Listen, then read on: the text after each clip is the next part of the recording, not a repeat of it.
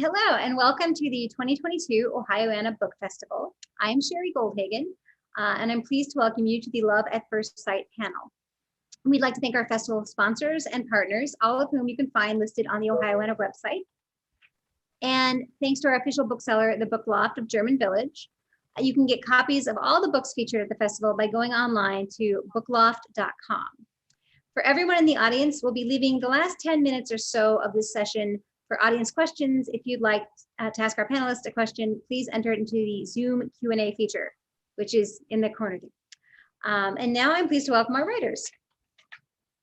Okay. Jennifer Ann Shore is an award-winning best-selling author based in Seattle, Washington. She writes romance stories that go a little deeper than the standard tropes. Her lineup of more than a dozen books includes standalones, a dystopian series, and a vampire series with titles such as Perfect Little Flaws, Young at Midnight, and Metallic Red. Prior to publishing, she led an impressive career in New York, first as a journalist and then as a marketing executive, gaining recognition for her work from companies such as Hearst. So that's Jennifer. Then we have Chelsea Babalski. Did I get it rightish? Yes, yes, you got it right. I asked, but I wasn't sure. Chelsea is the author of a series of romantic Christmas books, including All I Want for Christmas is the Girl Next Door. Chelsea is a graduate of the Ohio State University with a degree in history, although she spent more of her class time writing stories than she should probably admit.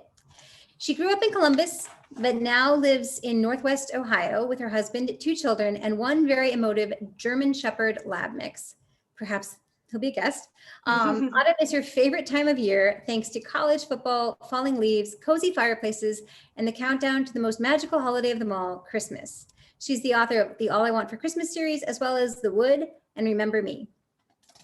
And finally, we have Christy Boyce, who lives in Pickerington, Ohio, and teaches psychology as a senior lecturer at the Ohio State University.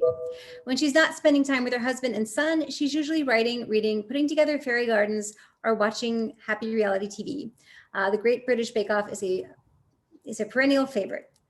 Okay, so that's our panelists. Thank you all for being here, and thank you for having me as well. Okay. So should we just jump right in, I guess? It's kind of weird because there's no interaction, but let's just do it. Not from you guys, but the Zoom era is very interesting. So the first question I had is, what do we think of makes a book YA? When I was an adult novelist primarily, and I wrote my first YA book, and I wasn't clear at all. And I kept asking my editor, I was like, what does this mean? What is this? What makes this different? And she couldn't come up with a great answer. So I always ask everyone, who writes YA, what makes it YA in your mind? If you want to start, Kristy. Sure. Hi. Well, first off, hi, everybody. It's so nice to be here. All right. Well, kind of what makes a book YA? I mean, I guess there's different answers I might give. And the first is kind of the straightforward, what's the age of the protagonist? So, I mean, my protagonist is 17. So I figure based on that, I'd have to put it into the YA market. But for me, I guess the thing that kind of makes books YA is, the reason I love YA, I guess, is it's like that time of life where everything's just about to change, like you're becoming independent, you're thinking about those future steps, maybe it's college, maybe it's a job, and also there's just like so much opportunity and so many, I don't know, maybe like a little sense of optimism as well. So at least, now granted, of course, there's tons of different types of YA novels, but I guess those are some of the ones that I gravitate to, and the ones that I like to write are the ones that where the protagonist is trying to figure out who they are, and they're kind of on that cusp of that next step. And that's kind of what I love about it. So I don't know if that's fully answering it, but that's a little bit of what I would think kind of makes up a YA novel. Good. Jennifer? Yeah, definitely agree with everything Kristy said. I mean, to me, and so I write both young adult and adult. So for me, the young adult, it's usually based on age, like the teenager, high school years. And I think it's just like the themes of the book are very different than my adult books. So it's usually like coming of age, finding yourself, first love, all of those like high school problems that feel so dramatic when you're in there.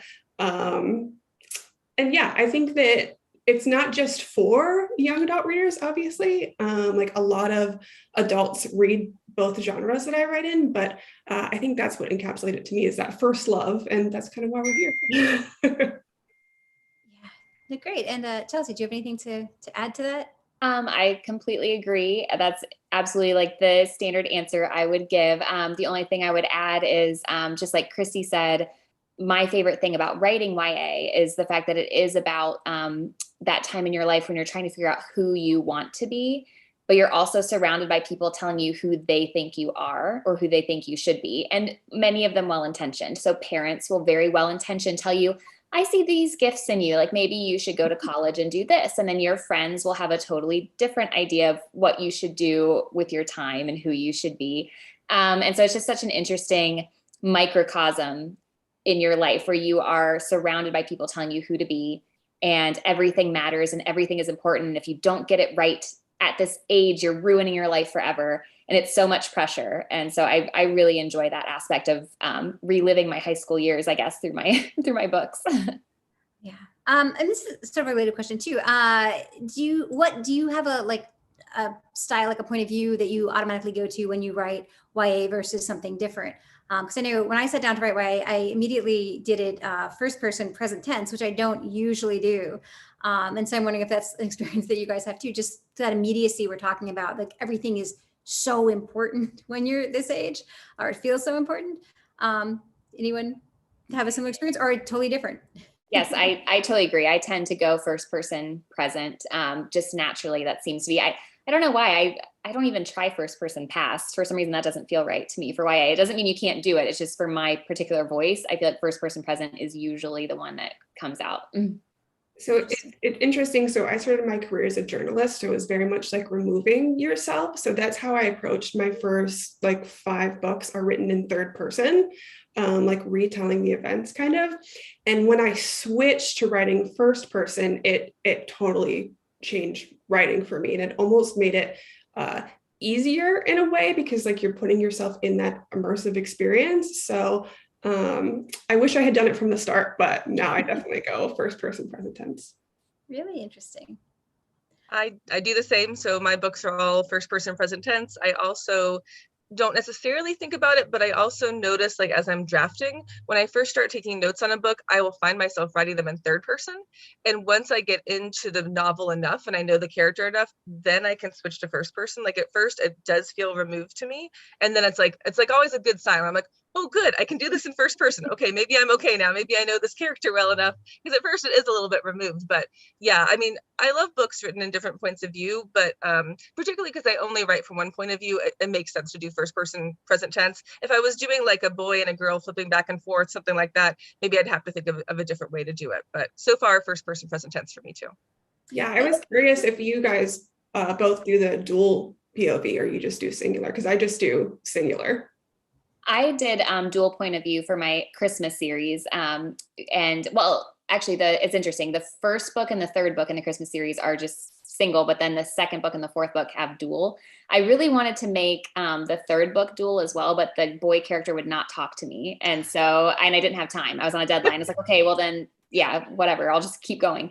But I did both of them in first person present.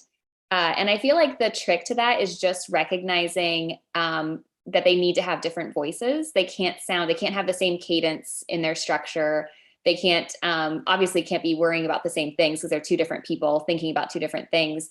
And the other piece of advice I got early on, which I feel like is pretty much true. It's a little bit of stereotypical advice, but pretty much true, is that men and boys in general, when they think of things, tend to be much more like A to B to C.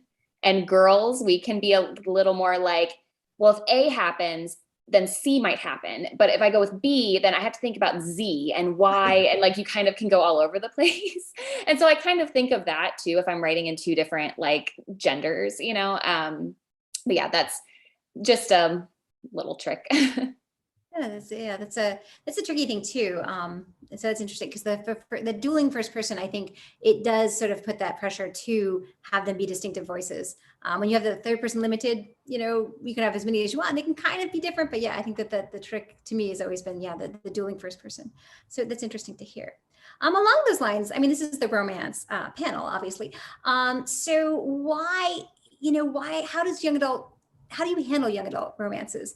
Why is it a good fit for the genre? And also how do you handle things for, an audience where you don't know exactly the age and the experience level? Jennifer, do you want to answer that one first? Yeah, I guess, like, how do I handle it? I just think about when I was that age, what books I wanted to read and what I thought was interesting and important. And I get a lot of nostalgia when I'm writing it because I'm, thinking about everything that I went through at that age. But yeah, I think that's what comes down to it, is just write the books that you want to read. Well, I guess it applies to any genre, but specifically for young adult, because it's such, for those readers, it's such a crucial time in their lives. Like, they're forming so much about their personalities. They're making these really big decisions. So yeah. Great. Chelsea?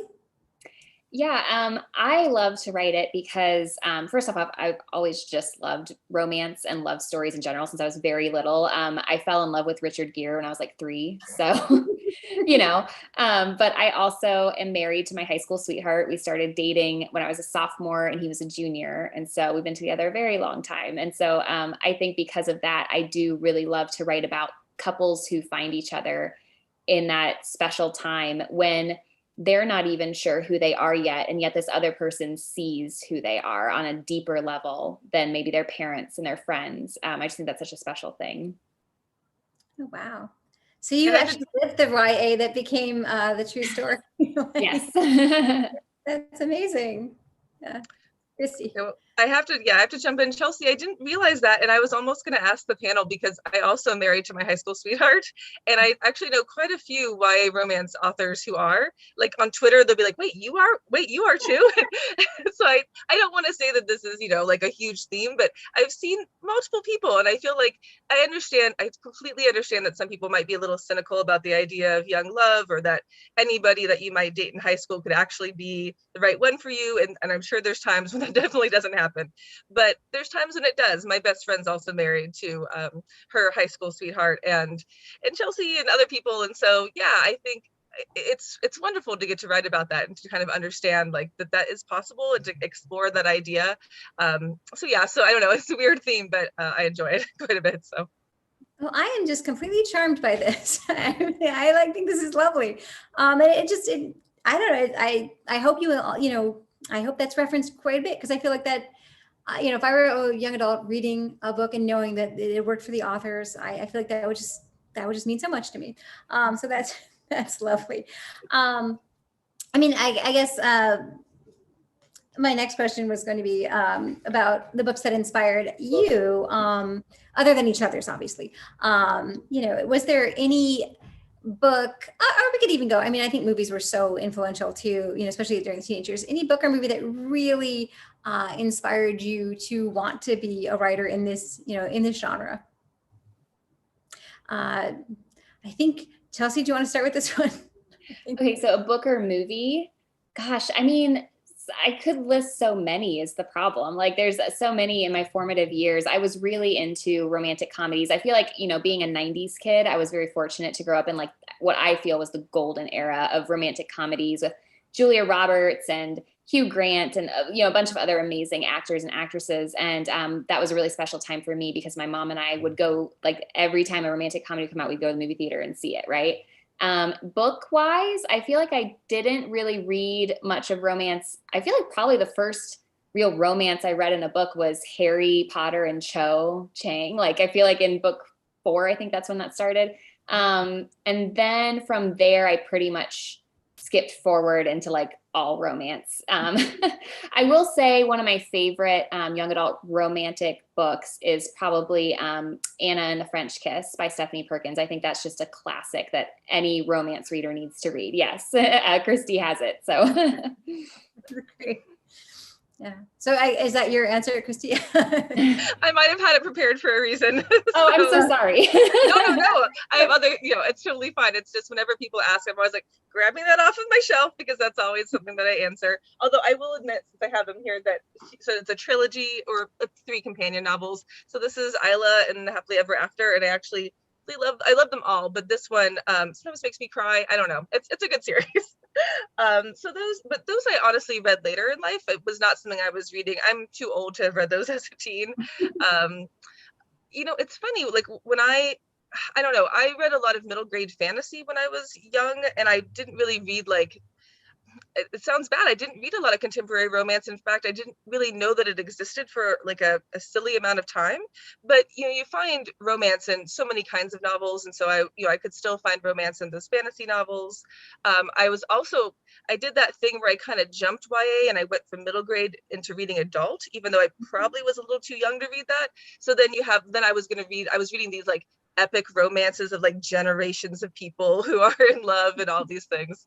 So I've noticed that I've only learned it as I've reflected back, like whatever I'm doing, I gravitate towards the romance of it. Like I find the shows or whatever it is, like Saved by the Bell, like want those two characters to be together. So I'm a romance fan from the start. And so, between rom-coms and TV and then books, I'll find it wherever I go, I guess. Yeah.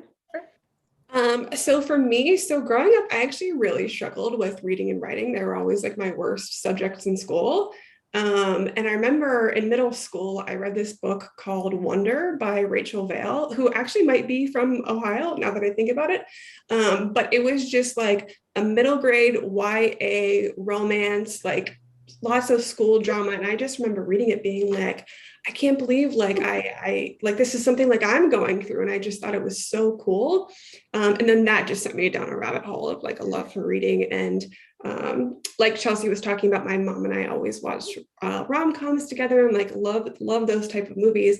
And she also like a genius move on her. I had an unlimited book budget. So like when we would like go to the mall, I could always pick out like a book. Like she was always so happy because she was a reader too. So it was a way that we connected, and just I've loved it ever since. Yeah. No, I mean, I remember reading books that are probably inappropriate, like the V.C. Andrews novels. You guys read those, or you two?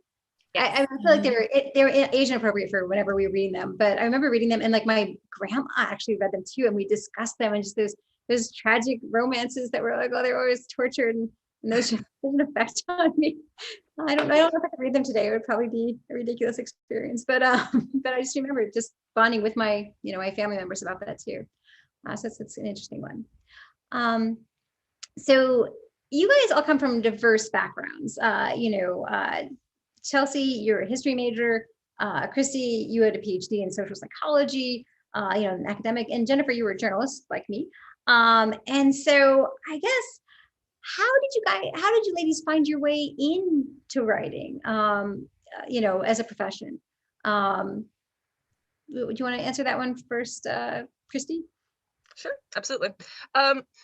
So when I was young, I was reading and I was writing, and I always wanted to be a writer. In fact, I have this little thing that I printed out. I had a template on my really old computer where you could make your own newspaper.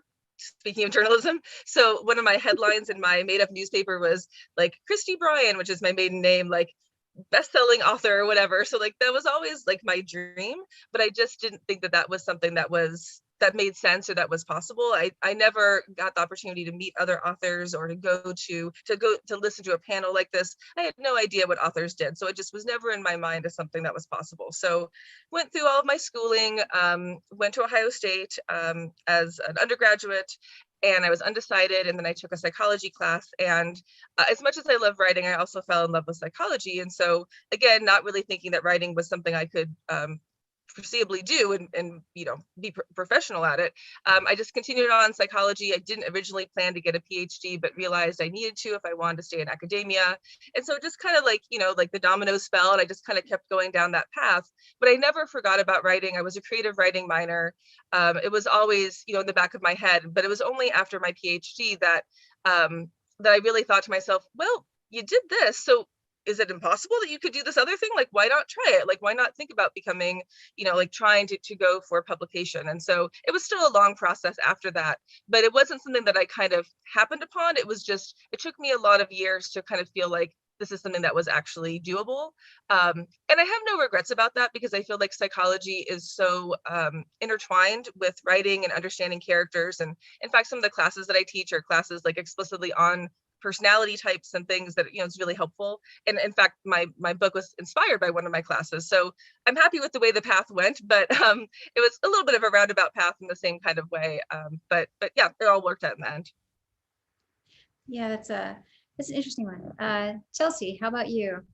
Yeah, I find it interesting when you read what each of us like majored in or pursued, because I do agree with Kristy in the sense that each one is different, but each one also has to do with observing human nature in an interesting way. Mine through the scope of history, and Kristy's through psychology, and then Jennifer's through journalism. And so I just feel like it's interesting how those, you don't have to be a creative writing major in order to write. Honestly, the only thing you have to do to know how to write other than practice writing is to be a great reader. If you are a great reader, you will intuitively take in so much about story structure, plot, dialogue, character development, all that just by reading. And so the thing that I loved about majoring in history, and again, I did it because I didn't think being a writer was really an attainable goal. And even if it was, I was like, I should probably have something like that I can do that would actually make money, right? Like, and be, you know, and support myself in some way. And so I was a history major with plans to either be a teacher or a lawyer. And my husband, at the time, still my boyfriend or fiance, I guess, when we were talking about all of this, I was getting toward graduation. And he looked at me and he said, you know, I know you love to write. And I'd taken a couple writing courses at Ohio State as well. And he was like, you know, this is the perfect time. We don't have kids yet. We don't really have a lot of responsibilities. So if you want to just write, like, maybe you should just do that. And so it was very tight. We lived on a very tight budget. It was a little stressful there, those first couple of years of marriage. But he was very supportive. So I never actually did go to become a teacher or a lawyer. I just focused on writing from then on. But again, history is such a great place to discover things about human nature and stories that you can kind of get ideas from. So, Jennifer. Yeah, it's so cool to hear both of your journeys. I love this. So I graduated from Kent State with a degree in journalism and moved to New York right away, and worked 2 different journalism jobs, and then kind of fell into marketing, which at its core, there is quite a bit of writing in that field, but it's very different than creative writing. So started at a marketing agency and then worked my way up the very grueling corporate ladder for about 8 years, and just got to a point in my life where I was like, I am so burnt out, like I'm not doing any creative work. And I had spent so many years just like randomly having an idea between meetings, or like jotting down random dialogue I had in a dream. And I remember distinctly, I woke up one Saturday morning and had this really weird dream about like ships and this dystopian world. And I was like, you know what? I'm just going to grab my computer and go for it. So that's what I did. I don't think I moved from the couch for like 6 hours. I just like brain dumped this idea into a Google Doc. And then about 18 months later, it became my first book that I published. And I'm an indie author, and at the time I had uploaded it to Amazon just like as a total creative project. Like I just wanted to put it out in the world. And then once I did that, I started like researching and getting like really into it, and learning everything that I could do as an indie. And that led me to know a little bit more when I published my second book, and it got like some actual like good attention, hit #1 in a few categories on Amazon. I was like, you know what? I think this is what I want to do for the rest of my life. So that second book went out September 2019, and now I'm about to publish my 15th book. So it really snowballed from there. Yeah, Daryl. I mean, I guess I'm related. Is there like a moment where you, because I mean, I feel like I always struggle with like imposter syndrome, but was there a moment for you, for any of you, where you felt like, oh, I'm really a writer now, like some sort of, whether it was at the computer or whether it was when someone actually got in touch with you after reading something you've written? Was there a moment that really stands out or jumps out? You can, Jennifer, you're already there, so why don't you just keep going with that one? You know, it's interesting because I always felt like I'm a writer. Like that's not something I have trouble with. It's the word author that really took me a long time to get comfortable with. And it wasn't until I went like full time with authoring that I felt comfortable using that. But I'm so curious for you two, like what that experience was like too. I guess I'll jump in.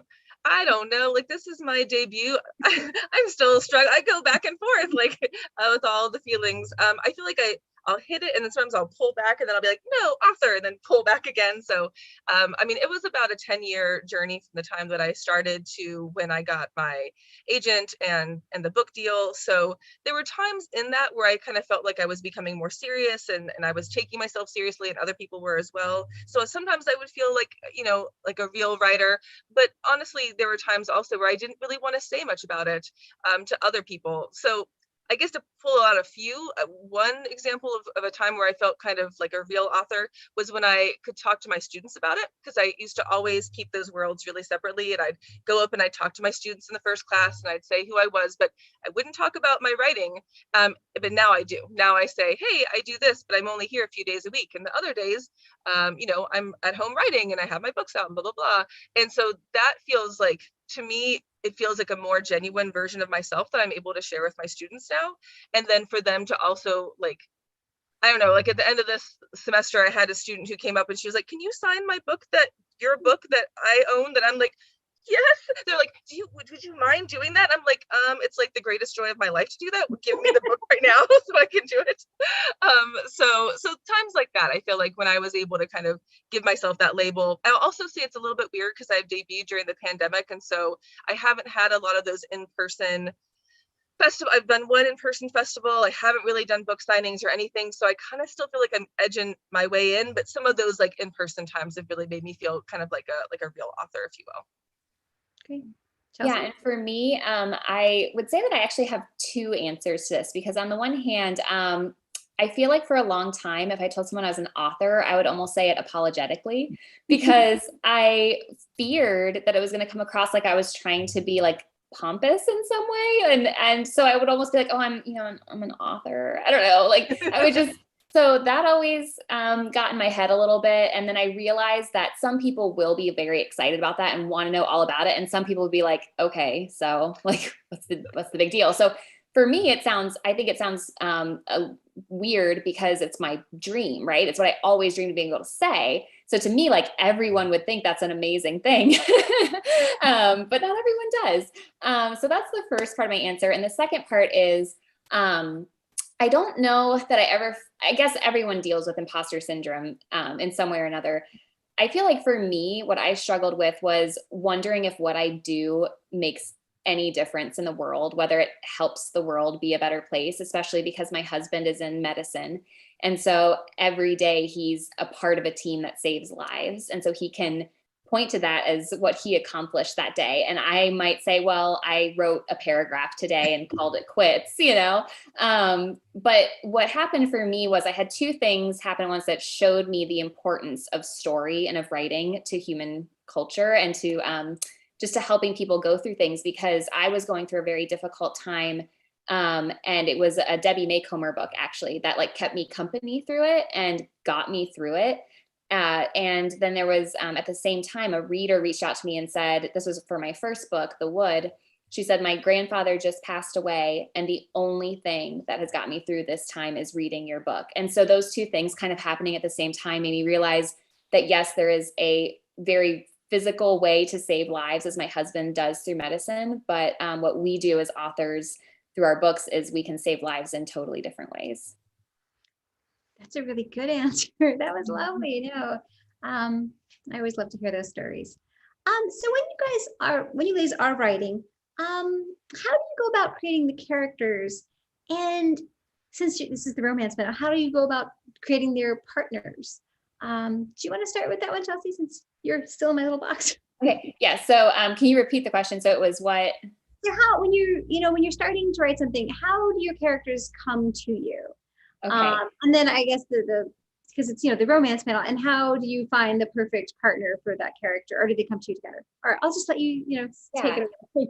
I feel like that's really hard to answer because it feels like this magical thing where often it'll just kind of drop into my head. And so many times a character will just start speaking to me and telling me their story. I feel like, so it's hard to answer because it feels very difficult to explain. But a lot of times I feel like if I know a little bit of the backstory, so I'll use my second book in the Christmas series, All I Want for Christmas is the Girl in Charge. I'll use that as an example because the boy in that has a really rough past. He was a violin virtuoso, this like incredible, as a kid, he was just incredible at the violin, but his mom was going through some really rough times and he had to quit that and he fell into a bad crowd. And so basically now he's a juvenile delinquent. And so knowing that about his background and where he is now and where I want him to go through the story kind of helps me figure out, okay, what kind of person is this? How would he be feeling about things like home and family and purpose when he's gone through so much tragedy and betrayal in his life? And what can my other main character, his love interest, what can she bring that will show him in her own personality and her own experiences that will kind of help heal some of the things he's gone through? So just kind of knowing a little bit of backstory, I think helps a lot. Jennifer?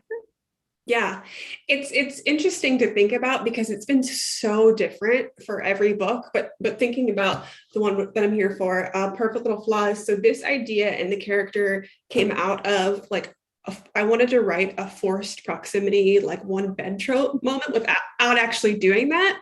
And so there's a scene in the book that their meet cute is where they're essentially locked in a janitor's closet together because Marin, the main character, is developing photos and Vince is like running away from a bunch of people. So that brings them together. So then as I was thinking about like what would cause like the conflict between these characters, like Marin, she's an introvert, she's dealing with grief and the loss of her brother, and like what would make her be really annoyed that this guy is in here with her. So then that built out Vince Novak's character of he's a soccer star, transferred to the school and is intent on shattering her late brother's records on the field. So then it kind of like sets off a domino effect from that of like, okay, so Vince Novak's a soccer star. Like he's really confident. Like what was his childhood like? Raised by a really strong single mother, but like he's grounded because he got beat up by 3 older sisters his whole life. So as writers, I think we just kind of go down that rabbit hole of like forming our characters and then how they interact together. So. Very cool. Yeah. So for me, I also agree it's kind of different for each book that I write. So I don't think I have like the one set answer, although it kind of seems to depend on how the just idea overall comes to me. So like for Hot British Boyfriend, which is the book that I'm here for, that was kind of plot first and character second, where I just had the general premise. I had this idea of, oh, what if a girl gets rejected and she decides to go on the study abroad trip and go to England? But then I had to think, oh, that's a fun, like, oh, I want to write that book. But then I was like, well, wait, well, who would that girl be? So kind of like what Jennifer was saying, that you have to kind of think about what makes sense. So then I was kind of trying to understand more about her. And so what kind of personality would she have? And why would she be the kind of personality that would be kind of like running away rather than standing up for herself and what have you? So then that led to me understanding her more. And then I always feel like with the love interest, at least the way that I write them, I kind of want them to be a little bit of a foil. So like, I don't want to have like 2 carbon copies of the same character. So I wanted whoever it was that was going to be the love interest to kind of see things from a different perspective and to maybe push her a little bit and challenge her, but also ultimately to kind of show her like bring out the best part of who she was. And as Chelsea was saying, you want those characters by the end to be kind of, meeting and joining, but also kind of learning because of the other one. So that's how Hot British Boyfriend worked. But then in other books, so the next book that comes out is going to be a companion. And so I already knew that character because she's in Hot British Boyfriend. So then it was character first. And then I was like, oh, given this character, what kind of plot would make sense for her? So I don't know, it's always a little bit different each time I do it, but oftentimes it's premise first, then kind of learning, kind of going down that rabbit hole, as we said, and like learning all those little details. So if that makes any sense. Yeah, it makes a lot of sense. I mean, and this is the sort of a question I always get too, and I'm sure you've gotten as well, how much of yourself you put into these characters. I mean, are your characters based on people you know? So I mean, how much of you is there, and how much it's just imagination. Yeah, you're there. So if you have to go ahead. So I mean, I always like to say that none of the books that I write are autobiographical, but they all have connections back to my life. So the title of this book is Hot British Boyfriend. So people will often ask, like, well, do you have a hot British boyfriend, or did you have one? And I'm like, no, that wasn't a thing. That's not part of my life. But I do love England. So like, little bits of it, like her general love for England is something that relates to me. When you read my bio, you mentioned fairy gardens. So if you read the book, you'll find out that she's a gardener and she's kind of young at heart and she loves putting these fairy gardens together.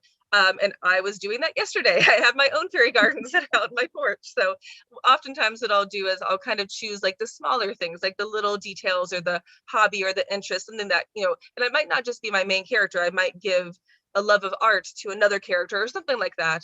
But I at the same time try to be careful to not make it too much like me, because that moves us into kind of a different genre, right? So we don't want to have some separation there too. So yeah, it's a little bit about that. Jennifer or Chelsea? Yeah, I don't, I mean, a lot of my characters are neurotic introverts, which is who I am as a person, but I think it's fun to put yourself, so I guess part of the reason why I love to write and to create these characters is because you get to experience different things. Like you kind of get to, you pull from your own experience, but you also think about what it would feel like to be them in that moment. So I think it's a balance of both. I will say, setting wise, I typically only write in Ohio, New York, Pennsylvania, Seattle, the places that I have been, just because I want to get those little details right on everything. But yeah, it's a kind of a boring answer, but I think it's both writing what you know, but having a little fun with exploring too. Yeah, I feel like I've found that writing books for me is a form of therapy. Because I often find that I subconsciously will deal with maybe some things from my past or things that I've been pondering. So for example, I held up the book 2 earlier. This is the book I'm here for the conference for. So All I Want for Christmas is The Girl Next Door is book 1 in the Christmas series. And for example, in this one of the biggest themes is recognizing the blessings that are right in front of you and not missing them because you're thinking about an idealized version of yourself or a relationship that you should have or things like that in your head. And I feel like that's something that I struggled with probably my mid 20s. That's a time when a lot of people struggle with, am I on the right path? Am I doing what I'm supposed to do? And you can get these idealized versions in your head of, oh, maybe I should do this because this would be better. And you really can miss what's right in front of you. And so I find that through my writing, I tend to maybe cement my own thoughts on things that I couldn't cement otherwise, if that makes sense. Yeah, that makes a ton of sense. But I mean, yeah, it's an interesting question, right? Because I feel like I fall into the camp of the reason I became a writer was because I was bored with my own life, so I wanted to make people up. But I don't know. I have one character who's kind of pops up in all my books, and it's the character clearly based on me, but she's just a secondary player that comes in. So I think it's it's the fun of exploring is always there. Chelsea, actually, in your bio on your website, you'd mentioned that you were a big fan fiction writer when you were younger. Yes. And I mean, I always say this is, I'm a million years old. So this is before you could look on the internet, but the first stories I ever wrote were Super Friends. I had my mom write them down when I was 5, so basically an early adopter of fan fiction. How do you think that's played a part? And I'm curious if Jennifer and Kristy, have experience with that as well. But I mean, how is that factored into your writing today? Yeah, I think fan fiction is a great way for people to start because it gives you the world and the characters and you can just play around with it. So it kind of helps you hone other skill sets like tension and pacing and dialogue because you don't have to be responsible for everything, right? So for me, I wrote Harry Potter fan fiction, Buffy the Vampire Slayer fan fiction, and Dr. Quinn Medicine Woman fan fiction because I've always been a very eclectic person when it comes to the stories I love. And yeah, that just kind of helps you navigate different realms within writing. And again, if you are eclectic in your tastes, I could be over here working on my fantasy skill set in Harry Potter, and then I could work on my historical skill set in Dr. Quinn. So, it gives you different avenues. Kristy or Jennifer, did you have any experience with fan fiction as well, or no? I actually write it now, just as a break from creating my own worlds. I dabbled in it a little bit of Harry Potter, but never published it into the world. But yeah, everything Chelsea said is so true. It's like nice to play in somebody else's playground. And then the readers show up kind of already knowing what to expect. And they're really, really excited to read like your different take on stories. So yeah, love it. Yeah, I agree. I think it's the most flattering thing in the world. So when whatever, right? Even about something I'd written, I'd be like, I wouldn't be offended. Like, oh, this is great. Christy, I think I can give you a chance to respond. Oh yeah. Well, I'm kind of the odd man out because I have not read or written any fan fiction. I think I also am a little bit older, and so like when I was doing I don't know. I'm just imagining being on my computer and like I didn't even have internet yet, and so I couldn't get on the website to find the things. I don't know. But I mean, what I will say that kind of resonated with me when Chelsea was saying like you have this world and you can just kind of experience and stay in this world is that when I was growing up, I created this fantasy world, this one book. And I just wrote it all of my life, all the way through graduate school. So it wasn't fan fiction, but it was the idea of like, you have your one set of characters and your one world, and you just kind of go back to it and play with it and learn that way. So I think maybe I kind of manifested the same ideas, but just in a little bit of a different way. I'm pretty jealous, honestly, because this all sounds really wonderful. And I wish I would have gotten a chance to do it. I could still do it now. Yeah, it's really interesting. There's so much good stuff out there. And I think it's such a weird thing because there's no money to be made off of it, but it's, there's really quality stuff. And I always find it interesting to read just to see, the takes people have. So yeah, you should probably read some. I'm sure the ladies on the panel could recommend some things as well in your favorite, your favorite book or whatever that is. So, I mean, I do think that this is, fan fiction is a nice way for entry point for a writer, just because, you're already familiar with the characters. So transitioning to my next question, what advice would you have for someone who wants to get into writing, what advice would you have coming, from your own experience or just anyway? Jennifer, do you want to answer that one first? Yeah, I think the advice I always give is to just do it. I can't tell you how many times I've met someone or, catching up with friends or whatever, and they've said, oh, I have this book idea and I would just, love to someday to write or publish a book. And I always say, well, like, you should do it. But I think that it's such a mental block for some people of like letting this idea bounce around in their head versus sitting down and doing it. So my challenge to new writers, because I want to read all of your books, is to actually do it. Like, just grab a time on a Saturday, like go to a coffee shop with your laptop or pen and paper, whatever you use, and just do it. Like, give yourself permission to write, and don't strive for perfection. Like I was saying earlier with my first book, I just brain dumped, just like put it somewhere outside of your brain and just go for it. And it might not be good, it might not be what you thought, but like just even the exercise of starting it, it's how it goes. It's how it all gets started. So just do it. And I mean, you're someone too, I mean, you mentioned this, but I mean, you did this in like the little time you had, like the free time, you still had a job. I think that, yeah, I personally found that I get more writing done when I have a bunch of work on my plate otherwise, because I'm like, oh, this is now my breakaway. So I can say that there's time that we found. Well, it was so interesting. So writing my first book, like I said, I had a full-time job. I had it on Google Docs. I was writing it between meetings. I was writing it on the subway as I was commuting, and just like finding those little pockets to just like be creative and write is everything. Great. Chelsea, how about you? Yeah, that is excellent advice. Absolutely. And I would add to that a couple things. The first I said earlier, which is just you have to be a great reader. I know that Stephen King says that he writes for 4 hours a day and reads for 4 hours a day because it's just as important to read as to write.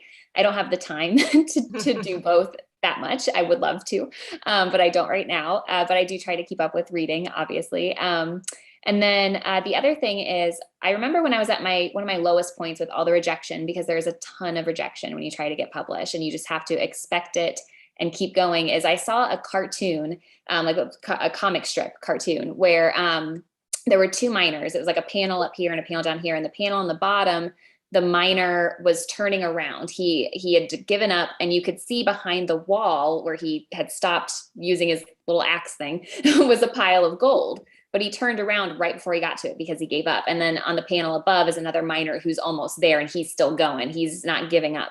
And so that just really cemented in me the fact that you never know when you're almost there. And so you shouldn't give up. And I will say to that point, another great fuel for writing and for pushing forward and never giving up is to remember the people who laughed at you when you said you wanted to be a writer and a published author, because I got that a lot. I had several people who either laughed at me or were kind of like, that's not going to happen. You know, when you kind of just keep that in your mind, it gives you that little extra push to be like, no, I'm going to prove them wrong. Or that's a great one. Like, you have an ex who happens to be a writer too. That's always the driving force for me. Kristy, did you have an advice? Yeah.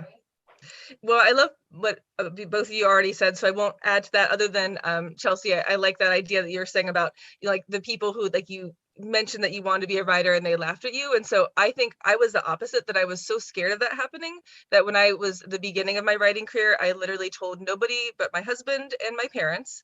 And I had this weird dream that, like, I was gonna become a published author and no one would know. It would be a complete secret, and then I'd be like, hey, look at me, I'm a published author, and wouldn't that be amazing? And that was silliness. And so I always laugh at myself when I think about that, because I guess my advice would be that you need a community. You can't do it all on your own. And so you have to, you know, choose that community wisely. You don't want to just maybe, you know, you probably don't want to tell the people who might, you know, make fun of you for it, but you at the same time don't want to keep it so hidden away that it becomes this deep, dark secret that you can't talk to anybody about. So at the beginning of my writing, I really didn't say anything. I didn't want to share it. And that's the other thing, is you have to share your writing with other people. You need to have the critique partners or the beta readers or somebody who's going to read it, even just to say, like, my father was one of the first people to read it, and he's my father, but he did write me back and say, this is amazing, it's going to be a bestseller. It was not, and it never got published. But, you know, you need the people who are going to say those positive things and to root for you. So I think you have to do it. You have to, and you have to find those people who are going to be supportive and that you can also kind of vent to. So like the people who are not writers, who will just love you unconditionally, but also find those other writers who get it, who get the rejection, who get how hard it is, and who will understand when you complain about, oh, querying this agent, or, oh, this rejection, or whatever it is. They understand on a different level. So I think that helped me a lot, at least, to have that community of people around me. Oh, that's great. No, that is really great. Before we open up to questions, do you want to just tell us what your next, I think you hinted at this, it's the sequel, but what are you working on now, and what can we expect from you next? Kristy, why don't you just keep going because you're here? Absolutely, yeah. So I guess I never held up my book, so I should do that. So this is Hot British Boyfriend. So the next book is coming out next year. It's coming out, I think it's April 18th, so right around Ohioana time. And it's called Hot Dutch Daydream. So in this book, the main character is going to England. She has a roommate. And in the next book, it's going to be about the roommate, Sage.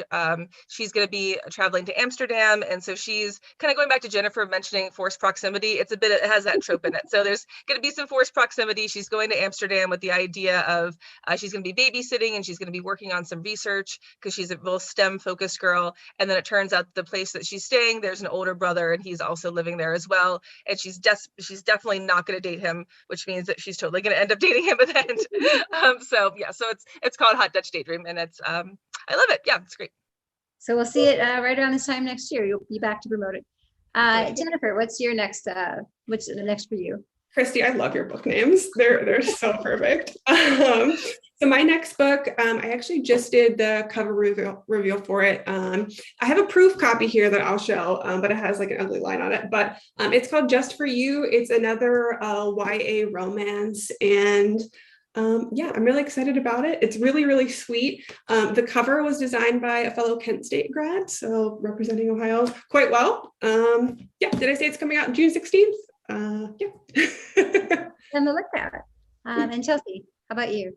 Yeah, so my Christmas series, I actually had 4 books, these pretty things here, all come out between October 28th and December 22nd this last fall, because my publisher did a rapid release model for publishing them. So I had 4 books come out in 2 months. And so then I needed a very long break. And so I am just now getting back into plotting. And apparently my brain is not quite ready for another young adult yet, because I'm plotting like 3 different adult novels and 1 middle grade fantasy. I'm sure at some point another young adult will pop forward and maybe take the reins. But right now I think I just had so much happen in such a short amount of time that my brain's like, let's try something else for a little bit. Yeah, that's great. Well, we'll look for those. So thank you. Let's open up to some questions because we promised we would. There's two that popped up. So I guess we can start with this first one, provided everyone's comfortable answering it. So it says, given that many young adults have sex during their high school years, do you ever write about this aspect of their life? Chelsea, you want to start with that one? I personally do not. So it's tricky because I think everyone at that age needs to figure out for themselves what that looks like. And I don't necessarily want to encourage one way or another. I think my second book, Remember Me, probably got the closest to just not necessarily sex, but just intimating that they spent, basically they spent the night together, a lot of talking, and obviously there's a lot of chemistry. So, it didn't go all the way to that. But other than that, I feel like for me, it's more about the chemistry and about these two people falling in love and finding themselves. I don't need to go that far into what they decide to do behind closed doors later on. And that's just for me personally. Everyone has different opinions on that. So the fade to black kind of. Yeah. Like it's enough for me that they're super into each other and it's obvious. Jennifer? Yeah. So it's different for every book. I have, I think, two that are fade to black, a couple where they don't get that far. But I do have one book that has like open door, and it's my novella, The Extended Summer of Anna Jeremy. And I went back and forth, and like frankly I was really nervous because it was the first time I was doing like a sort of open door love scene. But I was actually thinking about, when I was publishing it, this Judy Blume quote. Like she had been, I don't know if you guys have ever heard of the book Forever by her. Oh, yes. Yeah, so it was like the first book where I read as a teenager where, the two people had sex and there was like no dire, drastic consequences. Like it was just a normal, healthy thing. And I thought it was done in a really respectful way. And for me, I included it in here because I think that the characters needed it. And I thought it would be appropriate for the readers to see that. But like I just said, I wanted it to be healthy and respectful and like a good standard and realistic too. You got the awkward elbows and everything in there. But I do love in young adult what Chelsea was talking about, like the hand grazes and like the longing looks and like even just building up that chemistry to a first kiss, I think is so important in YA that a lot of times you just don't even need it. Like that's satisfying enough. So it's my take. I will say that I remember so distinctly reading in the Judy Blume, like her Letters to Judy book, that she said she'd written that forever just because I think her daughter had asked her to write a book. Two people had sex and no one died, no one got pregnant.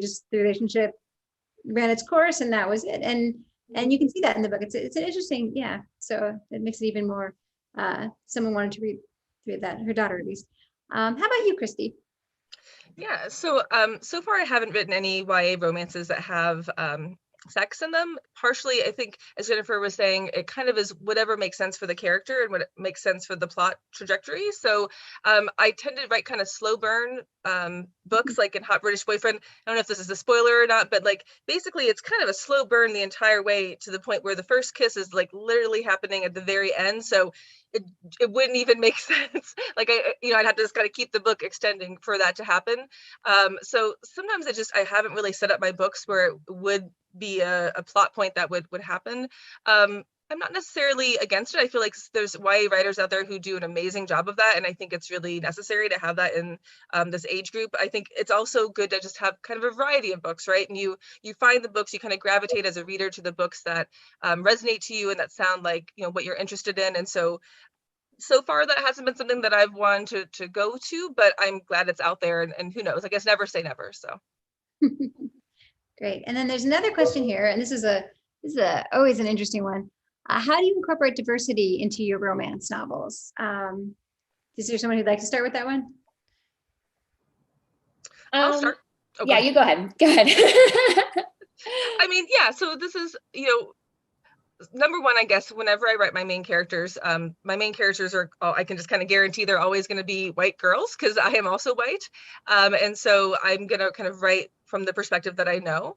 But I do also at the same time want to have diversity within the general cast. So that's something that I'm aware of in terms of racial diversity and sexual orientation, what have you. In Hot British Boyfriend, actually, the love interest is South Asian. He's Indian. His name is Dev. So that was something that I was real thoughtful in the way that I was thinking about that. I won't go into all the details, but I teach a lot about culture and individualistic and collectivist cultures. And I was talking about in my classes about what it means to be an American and individualistic and the kinds of goals that you would have. And then how in other parts of the world, there's different perspectives and different motivations and goals. And so kind of going back to that idea of having a love interest who would be a bit of a foil, I wanted her to have somebody who was going to challenge her a little bit and challenge some of those priorities that she has in her life, and that she could kind of do the same for him. So, you know, I do think you need to be thoughtful about it, and you need to be aware of what you're doing. But at the same time, of course, I always want to be open and kind of including diversity as much as I can. So hopefully that answers that a little bit. No, this is great. Who wanted to, did someone else have another answer? Yeah. Do you want to go first, Jennifer? No, you're good. Okay.